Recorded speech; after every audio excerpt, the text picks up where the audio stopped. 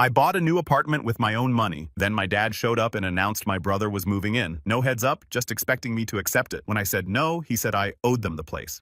I'm 32 years old, and I spent the last decade clawing my way out of a childhood that never really felt like mine.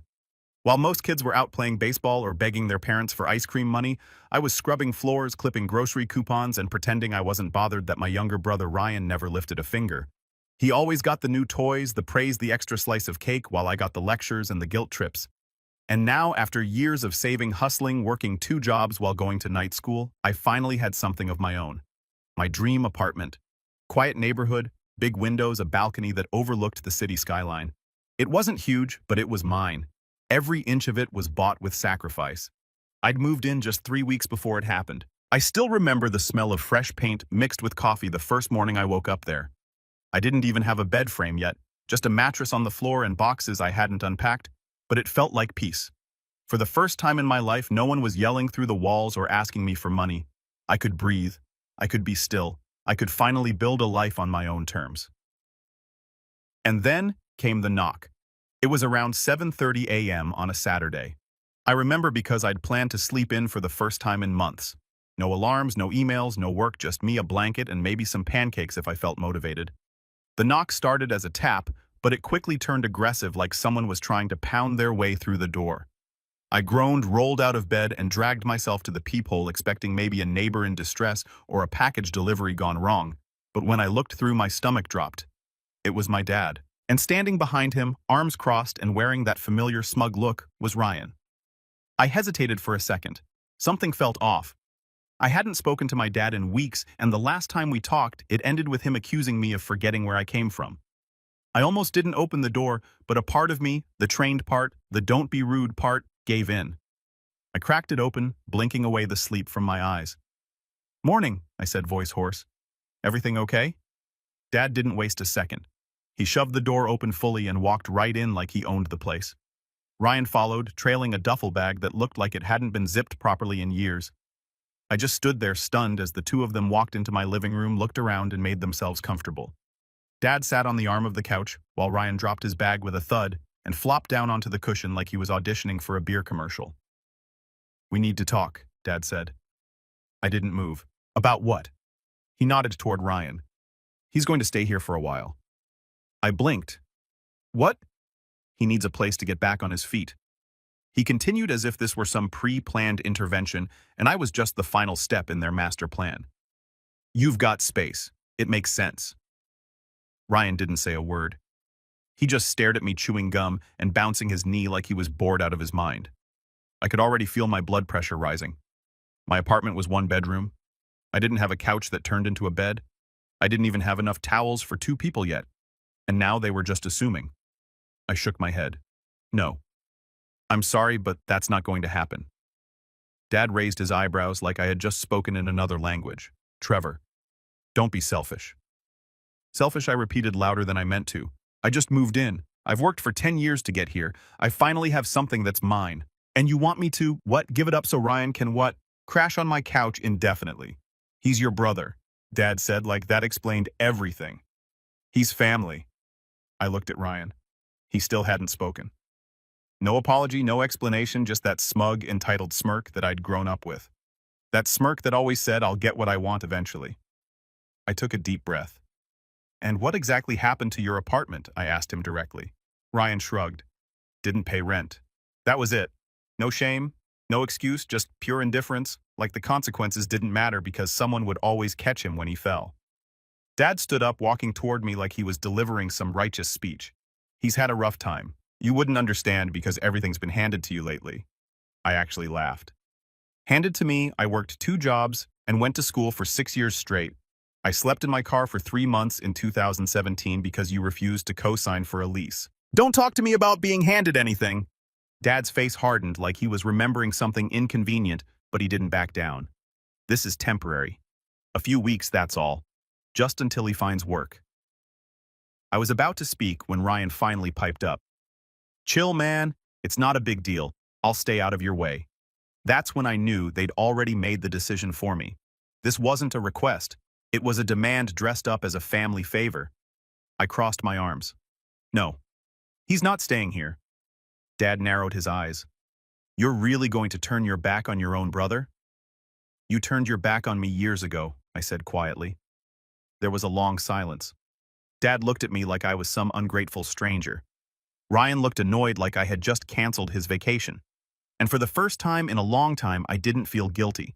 I felt angry, but I didn't yell. I didn't scream. I just stood there waiting for them to say something that would justify the fact that they had just barged into my life uninvited, expecting me to sacrifice everything I'd built just because they thought I owed them.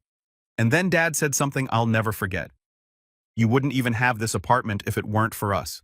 That's when everything inside me started to shift. I looked around at the walls, I painted the couch, I assembled myself the coffee table I found secondhand and restored on weekends. Every dollar, every hour, every sacrifice, it had all led here and now. They were trying to rewrite history like I'd been carried here on their shoulders. I laughed. It was quiet at first, then louder, then full-blown laughter that caught both of them off guard. Dad stepped back, confused. What's so funny? I stopped laughing just long enough to meet his eyes. You really think I owe you after everything? Ryan looked away, probably realizing this wasn't going to go the way they thought. But Dad wasn't done. He wasn't the type to back down when his authority was questioned. And that's when he said, if you're not going to do the right thing, maybe we'll have to make you. That was the moment everything shifted from annoying to threatening, and it was just the beginning. I stood there barefoot on the hardwood floor, the morning chill creeping up my legs as my father threw down the gauntlet with a look that wasn't just disappointment. It was a warning. Maybe we'll have to make you. He wasn't yelling. That made it worse. It was that calm, passive-aggressive tone I knew too well. The tone he used when he punished me without raising his voice, the one that made you feel crazy for pushing back. But I wasn't 16 anymore, and this wasn't his house. You're threatening me now, I asked, voice low. Don't be dramatic, he scoffed, waving it off. All I'm saying is sometimes you need to be reminded of your place in the family. My place, I repeated, stunned. You mean the one where I was the backup parent? The live-in babysitter? The walking wallet? Ryan snorted. Dude, stop acting like you were Cinderella. I turned to him. You want to talk about acting? You've been faking effort your whole life. How many jobs have you quit this year alone? He shrugged, unbothered. Jobs suck. I clenched my jaw. My hands were trembling slightly, not from fear, but from the pressure of years of swallowing every ounce of resentment I'd built up just to keep the peace. This wasn't just about him crashing on my couch. It was everything. The birthdays forgotten, the support I never got, the way Dad had turned me into the family scapegoat while Ryan coasted through life on a golden raft of low expectations. Dad finally took a step closer, trying to regain control. You're blowing this out of proportion. He needs help. You have help to give. Why is that so hard? I didn't respond.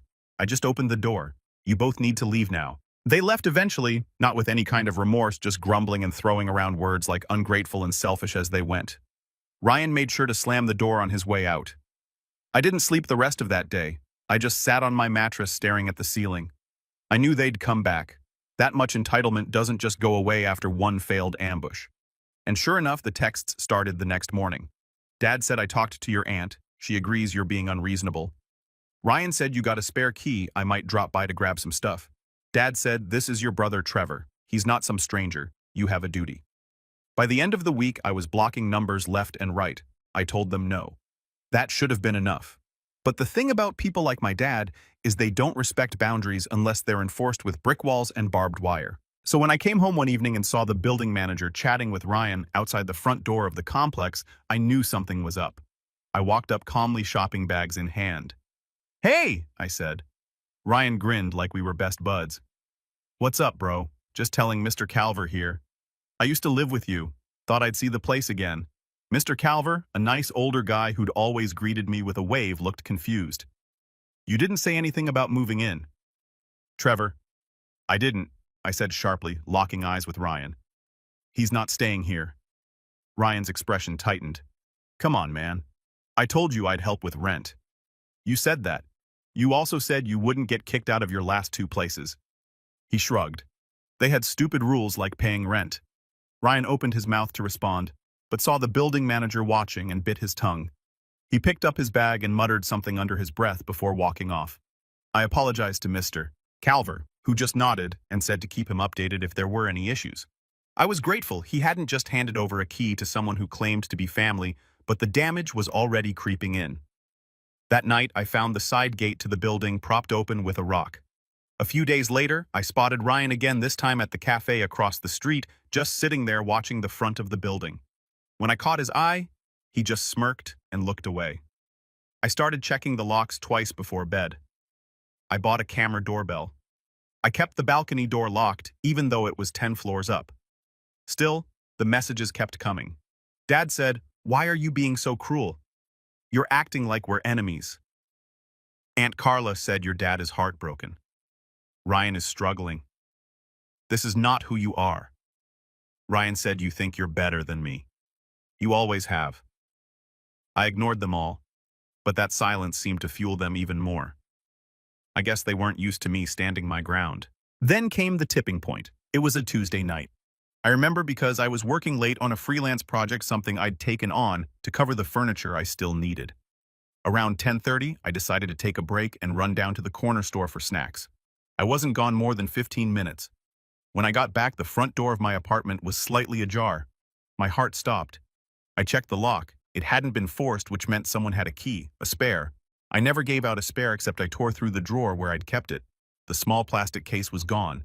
No sound from inside the apartment. I tiptoed in, quietly opening the door to the bedroom.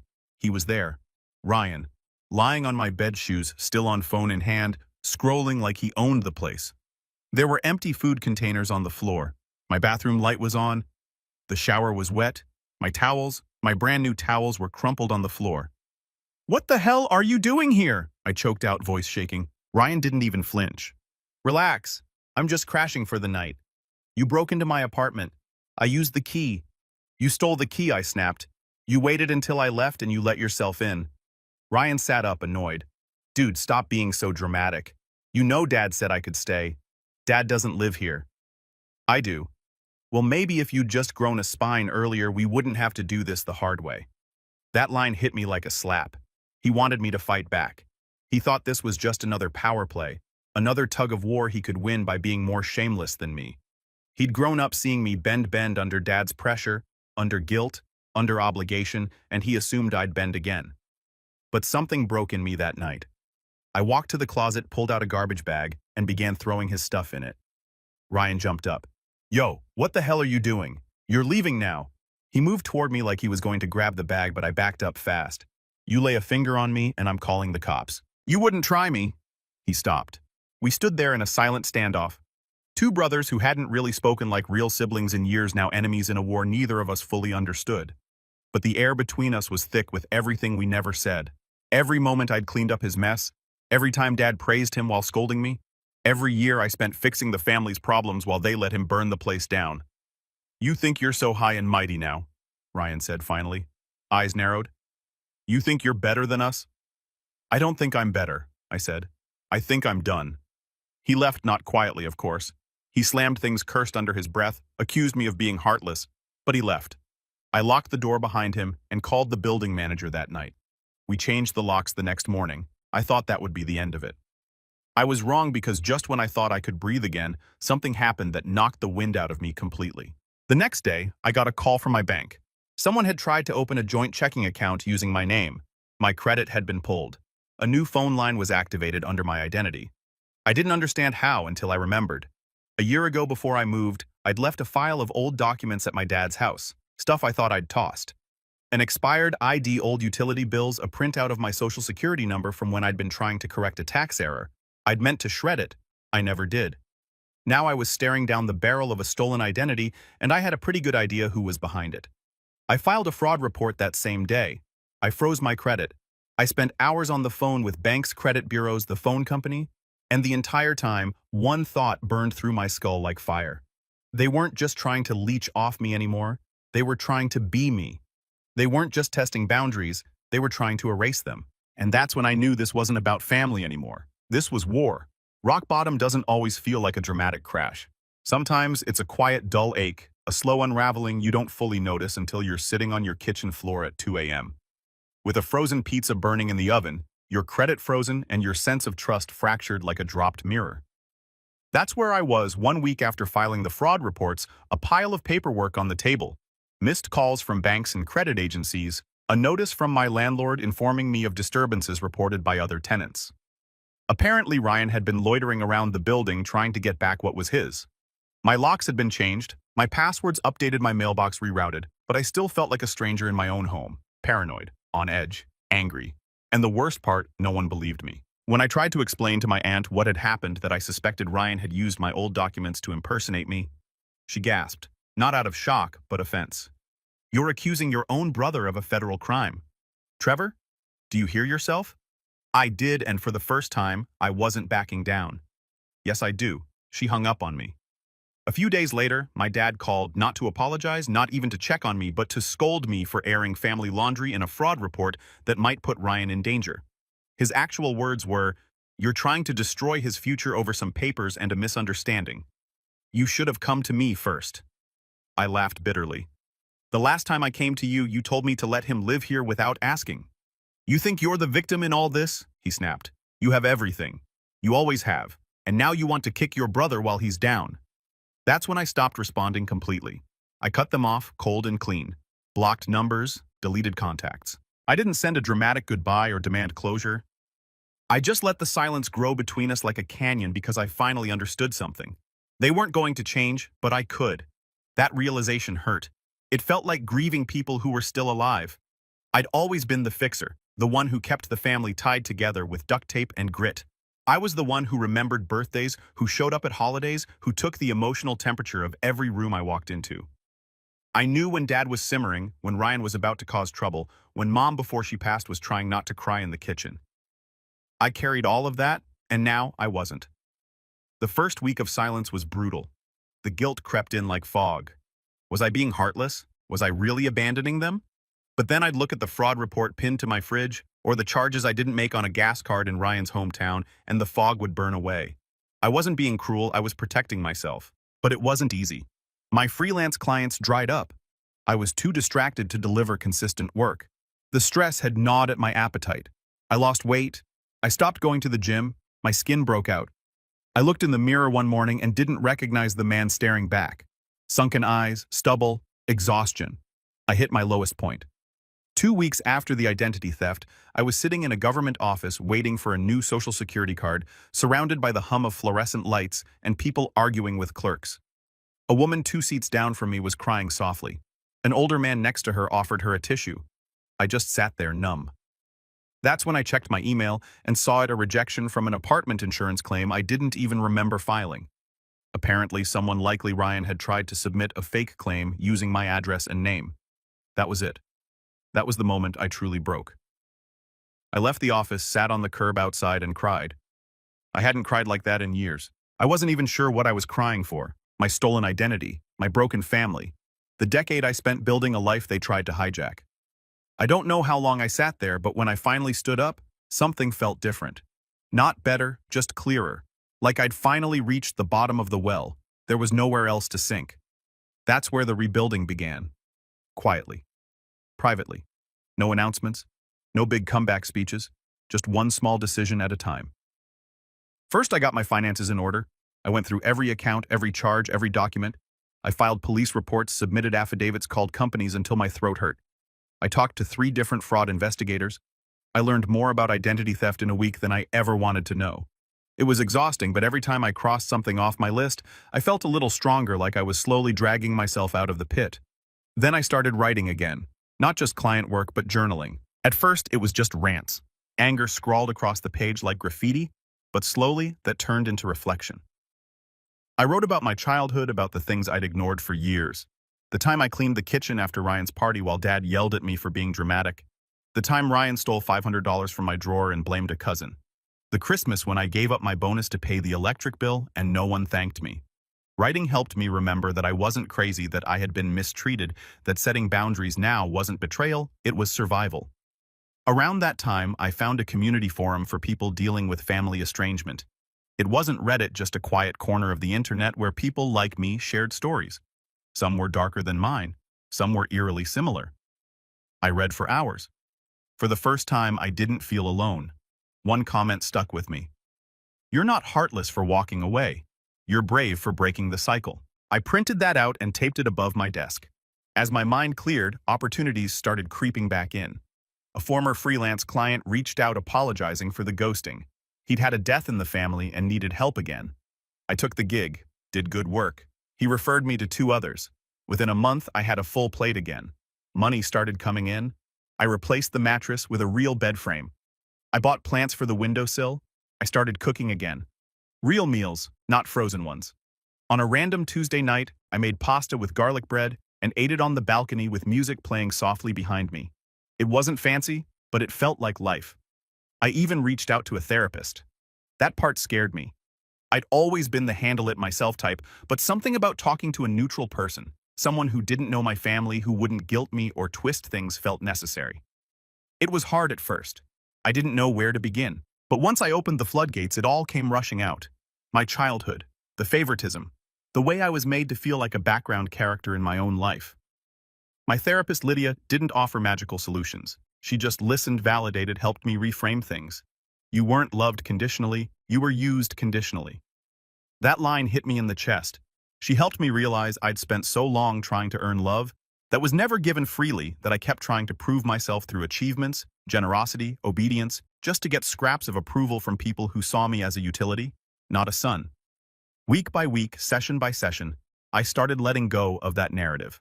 I wasn't broken. I wasn't mean. I wasn't selfish. I was just done being the family's emotional punching bag. The rise wasn't fast. It wasn't cinematic. No training montages or big breakthroughs, just small victories, rebuilding routines, relearning joy. One of those victories came on a Sunday morning when I walked past a local photography gallery downtown. I'd always loved photography, but stopped shooting when things got too chaotic. That morning, I walked in and asked about community exhibits. The woman at the desk, a soft-spoken curator named Elise, told me about a small show coming up. "You should submit something," she said. So I did. I pulled out my old camera, took walks around the city, captured details. Cracks in sidewalks, birds on fire escapes, elderly couples holding hands. I submitted 3 black and white prints. Nothing dramatic, just quiet moments of life continuing. A month later, one of them was chosen for display. It wasn't sold, it didn't go viral, but it meant something. That moment, the night I stood at the gallery, looking at my photo hanging on the wall with my name printed underneath it, felt like proof that I could create something beautiful without anyone's permission, without anyone stealing it, without anyone twisting it into guilt. I was rebuilding, and I wasn't done yet. But just when I thought the worst was behind me, a letter arrived. Plain envelope. No return address. Inside, just a single sheet of paper typed. No greeting. No signature. "You think this is over, but you owe us more than you know. You'll regret turning your back on your own blood. We're not done." My hands went cold. I reread it 3 times. Same feeling each time. Dread. The ink was smudged slightly on one corner. The paper was cheap, but the message was clear. They weren't finished. They hadn't learned. They were planning something. And I knew deep in my gut this wasn't just about me anymore. It was about everything they thought they could still take. And for the first time, I didn't just want to protect myself. I wanted justice. I didn't sleep the night I got the letter. I kept the envelope on my kitchen counter under a ceramic mug like it might float away if I didn't weigh it down. The words kept repeating in my head like an itch I couldn't reach. "You think this is over, but you owe us more than you know. We're not done." It wasn't signed, but I didn't need a signature. The voice was clear. That blend of self-righteous victimhood and subtle threat. It had my father written all over it. And Ryan, well, he didn't usually speak in complete sentences, but he had no problem delivering messages, especially if they came with a middle finger and a smirk. But something had changed in me since all this started 6 months ago. I might have panicked. I might have reached out. Tried to reason with them. Tried to fix things. Tried to remind them that I wasn't the enemy. But that man, the one who begged for scraps of decency from people who saw him as disposable, he didn't live here anymore. And the one who replaced him, he was done playing defense. I spent the next morning pacing. No music, no podcasts, just pacing, thinking. Not about revenge at first, not really. I told myself I was just protecting myself, that I needed to be prepared in case they escalated. But the longer I stared at that letter, the clearer it became. This wasn't about a one-time boundary being crossed. This was a campaign. They weren't just trying to guilt me. They were trying to reclaim me. So I made a decision. I wasn't going to retaliate in anger. I was going to bury them with truth. I started where all great revenge plans begin, with documentation. I pulled out every file I had.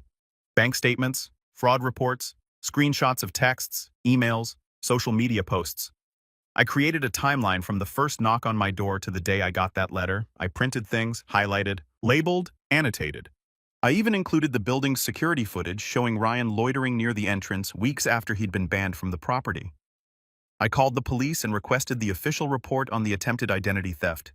It was a slow process, but it gave me a file number.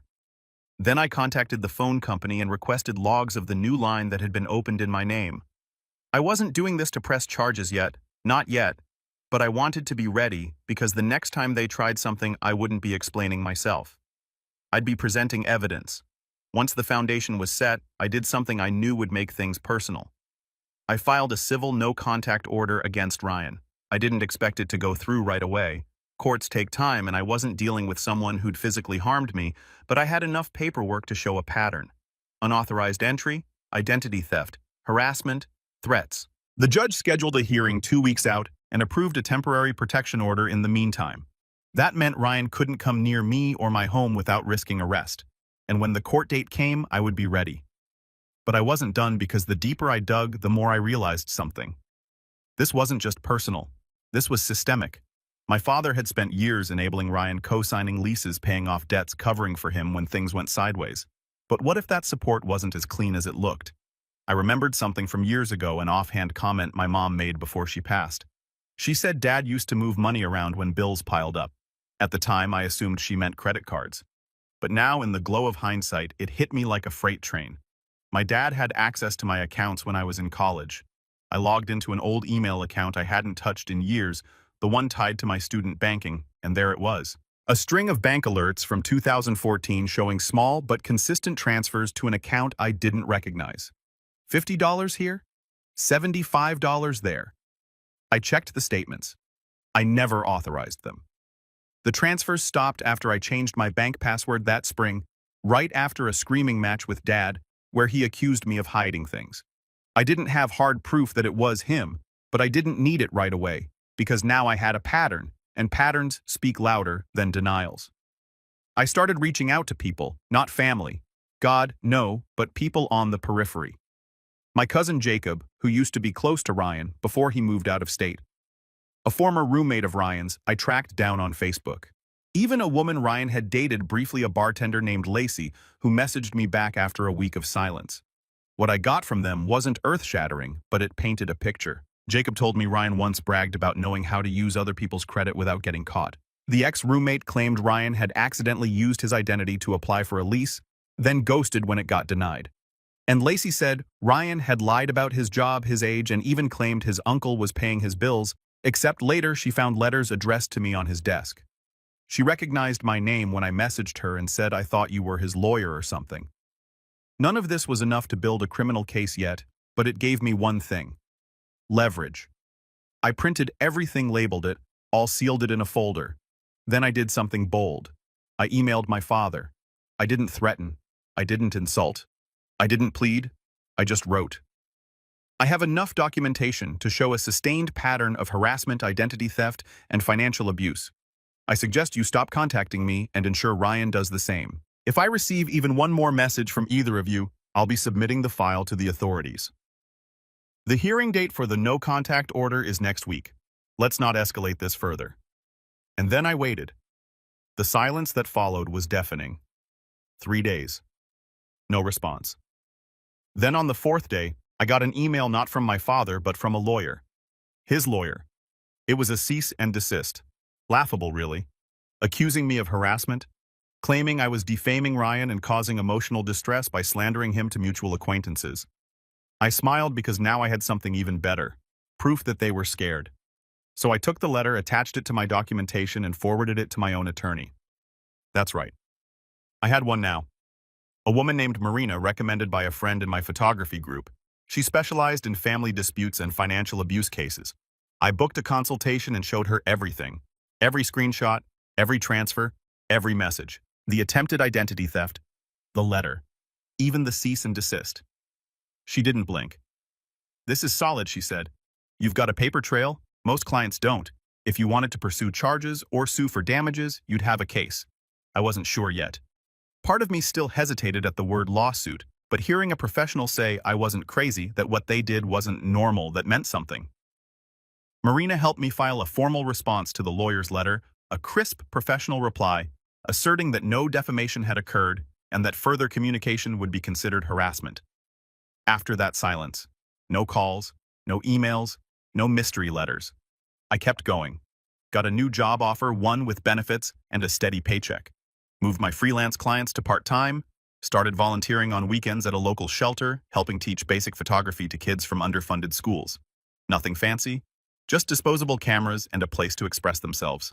It was the most fulfilling thing I'd done in years. And I made new friends, real ones. People who didn't know me as the responsible older brother or the quiet one or the ATM. Just Trevor, a guy who liked night photography and 1990s movies and tried to make good pasta. I still had that envelope from the letter. I never threw it out, but now it lived at the bottom of a locked drawer under all the documentation and my court papers. A reminder of how far I'd fallen and how far I'd risen. But I wasn't done yet because 2 weeks before the court hearing, I got a message from someone I didn't expect. Ryan's former employer, a man named Walter. "Hi, I got your number from Lacey. I think I have some information you'll want about your brother and your dad." That's when everything changed. Walter's voice on the phone was calm, measured, but I could hear something else beneath it. Anger. Not the explosive kind, but the deep, tired kind you only get after someone's worn you down again and again until all you have left is resentment wrapped in restraint. "I was his manager for about 9 months," he said. "Ryan worked as a dispatcher, if you can call what he did work." We spoke for nearly 40 minutes. It started as a courtesy call. Walter said he didn't like how Ryan used my name and identity in conversations around the office, dropping hints that he was the brains behind our family's success. But then it turned into something else. Walter told me about missing inventory and internal review and a quietly launched investigation into suspicious vendor invoices tied to Ryan's work email. "I didn't push charges because it would have been messy," Walter admitted. "He got wind of it and quit before we could take it further. And then he said something I didn't expect. He mentioned your dad once, said they had a fallback plan, something about real estate, a claim. I felt the hair on the back of my neck rise. Real estate. The apartment. My apartment. That same week I'd been receiving promotional letters from a property management firm addressed to both me and Ryan. At first I thought it was a glitch. Maybe he'd used my address on some mailing list. But now something didn't feel right. I thanked Walter, asked him to send any documentation he had, even if informal. He agreed. Then I pulled up my title deed, and there it was, a tiny discrepancy in the digital registry. My name was listed correctly, but there was a footnote added just weeks after I moved in. Something about a co-residency claim pending verification. I stared at the screen, heart pounding. They weren't just stalking. They weren't just threatening. They were trying to attach themselves legally to my property. And I knew exactly how. Back when I was finalizing the purchase, my dad helped notarize a few documents. At the time, I didn't think twice. He had an old friend who was a licensed notary, and it saved me the headache of booking appointments. I trusted him. That was my mistake. Because one of those forms, a declaration of ownership intent, it had 2 signatures, mine and Ryan's, forged. I sat in silence for a long time after I found that. Not sad, not scared, just cold. Cold in that way you get when something inside you finally shuts off. When the last drop of grace dries up and what's left is clarity. I wasn't going to defend myself anymore. I was going on the offensive. The next few weeks were a blur of preparation.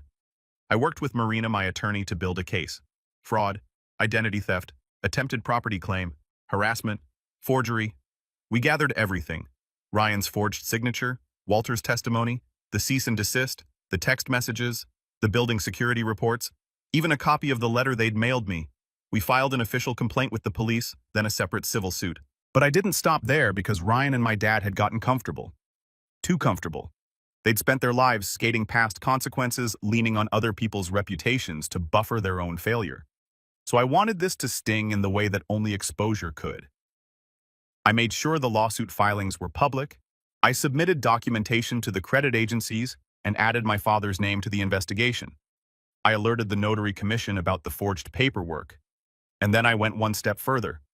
I reached out to my old church. Back in the day, my dad used to lead community projects there.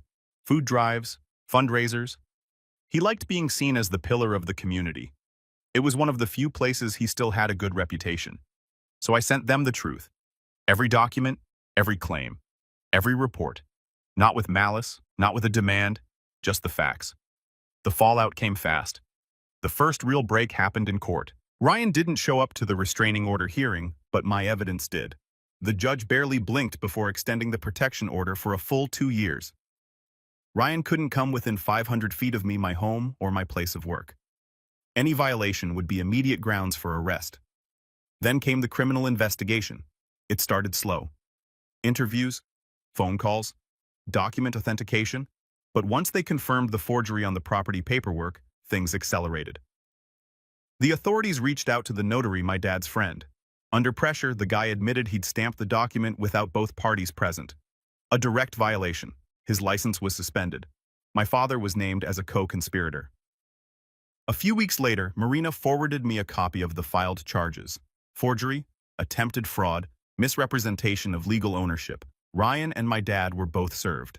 And then came the silence. No more texts, no more emails, just void. Until one morning I checked the news. It was a local story, small headline. Community organizer and son charged in property fraud scheme. It wasn't splashed across national headlines or anything, but it was there. Their names, their photos, a tidy summary of what they tried to pull, and that was enough. Enough for the church to distance itself. Enough for old friends to stop calling. Enough for their community halo to crack. But the real closure came a few weeks later. I was at home drinking coffee listening to a blues playlist on shuffle when there was a knock at the door. I checked the camera feed. It was my dad. Alone. He stood there, shoulders hunched. No Ryan in sight, no bag, no swagger, just him. He looked older, tired, like life had finally caught up. I didn't answer. He knocked again, waited. Then eventually he pulled out a piece of paper, folded it neatly, and slipped it under the door. I let it sit there for an hour before I picked it up. It was handwritten. Trevor, I never thought it would come to this. I guess I believed deep down that you'd always let us back in. That's what you do. You forgive, you fix. But I pushed too far. I let Ryan pull me into something I can't undo. I don't expect you to forgive me. I just want you to know I'm sorry. I lost my son long before any of this. I just didn't realize it until now. Dad. I read it once, then again, and then I folded it, tucked it away in a drawer, and left it there. I didn't cry. I didn't rage. I just felt done. A few months passed. The lawsuit wrapped up in my favor. They were ordered to pay restitution. Nothing life-changing. Just enough to cover the legal fees and the damage they caused. Ryan tried to dodge the payments, but the court attached it to his tax records. Dad cooperated, probably part of his deal to avoid jail time. My name was cleared, my credit was restored, and me, I lived, really lived. I kept teaching photography, picked up a few local clients. I even started dating again. A girl named Maya, who worked at the coffee shop around the corner. The first date was awkward. The second was better. Third, that one felt like, maybe, just maybe, I was finally walking into something good. I didn't talk about my family much, but I didn't hide them either. They were a chapter in my story, not the whole book. One evening, Maya asked me why I didn't have any pictures of my childhood on the walls. I just smiled. Because my life started here, I said, gesturing to the windows, the sky beyond the room I had fought to protect. She nodded. That night, I took a photo from the balcony, a long exposure of the city lights stretching into the distance. I printed it the next day, framed it, and hung it above my desk. It wasn't just a picture, it was proof that sometimes the best revenge isn't destruction, it's survival, it's peace, it's walking away with your name intact, your soul untangled, and your future wide open, and knowing they can never take it from you.